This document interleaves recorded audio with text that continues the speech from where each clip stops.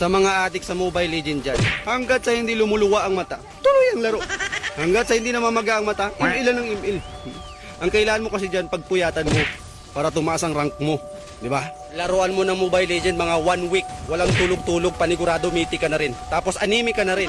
Yung dugo mo, kalimitan puti na. Pati yung mata mo magiging puti na rin yan. Pagkagising sa umaga, email agad. Pagkasapit ng tanghali, email. Pagka break time mo sa trabaho, email. Pagka-uwi mo ng bahay bago ka matulog, huwag ka na matulog, mag-email ka na lang hanggang madaling araw. Ha? Para puyat na puyat ka. Para maga na maga yung mata mo talaga. At least, hindi man tumaas yung rank mo, tumaas naman yung ano mo, yung eyebag mo. Dapat kasi niyan, nakapokus ka lang sa Mobile Legends. Kahit na may trabaho ka, mag-Mobile Legends ka pa rin. Para tanggalin ka na sa trabaho mo. Ha? Yung iba nga kapag naglaro ng Mobile Legends, talagang may kasamang puso . Kahit na inaaway na ng asawa, tuloy pa rin ang laro. Anong asawa-asawa? Mobile Legends to, asawa ka lang.